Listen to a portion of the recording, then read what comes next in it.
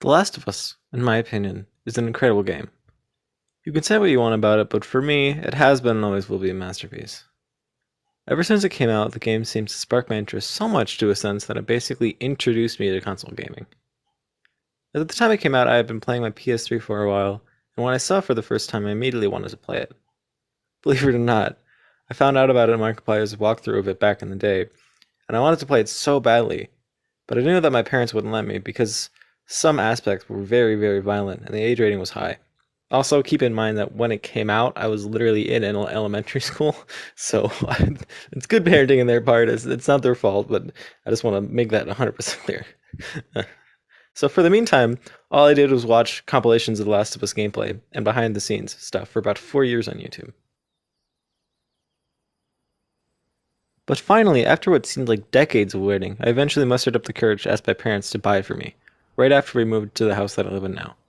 I remember the first time I put my disc into the PS3, and I opened up the case and I saw scratches on it, and I immediately thought it was broken, because the copy I bought was pre-owned, and the cover for the box of it was just there was no art on it. It was just the words "The Last of Us" and the PS3 in parentheses.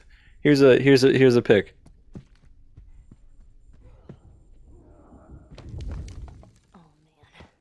So you could say that The Last of Us was part of my childhood in a sense, because every time I got home from school, I would hop on the computer and just watch The Last of Us compilations on YouTube with a mom's account, because I don't have one yet. In a weird way, it reminds me of the simpler times, quote unquote, because back then all the homework I had to do was like 2 pages, or one double-sided page, of math every night. Which brings me to the second game.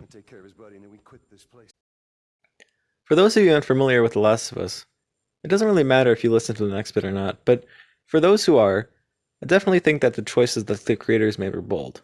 Not bad, but bold. And I definitely want to emphasize that because I think a lot of people have been giving too much backlash to the game. And I also think that no matter what the developers did, no matter how good the game was, it can never compare to the original, for me at least. I don't care if it had the best graphics, story, plot, or gameplay, which arguably it is, but we'll get to that later. It's still nothing close to the original, and trying to compare anything to the first game is just ridiculous. The fact that technology has advanced to the point where you can patch new games if the developers didn't get it right the first time is incredible. I think that when people tell others about funny glitches or bugs in video games, especially Last of Us Part 2, and say that it's a bad game because of those bugs is downright stupid. People have made updates slash patches a thing for a reason, and I think that if the original game was made today, it would have had way more patches slash updates than the second. Both are pretty broken. For example, the videos that you've been watching along with the commentary are all glitches that I came across in my first playthrough of The Last of Us Part 2. Although it is certainly an immersion breaker, nobody's perfect. It takes monumental amounts of work to put this kind of a game together. So this game is certainly a part of my epic gamer life, if I like it or not. And I do, but sometimes the game leaves shock factors that you really don't expect.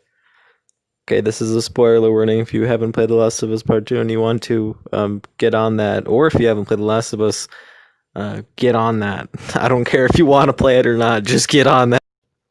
Alright, now all of the lame people are gone.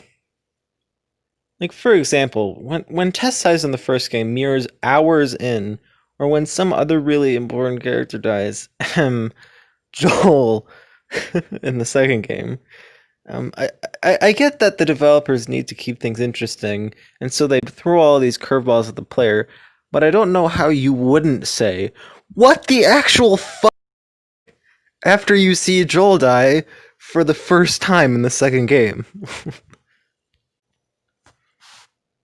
Okay, I think I said all my points, but I don't know how to end this video, so I'm just gonna do a bit where I pretend that this is not all scripted and that I'm going off of nothing but my mind and a reasonable amount of stutters to end the video.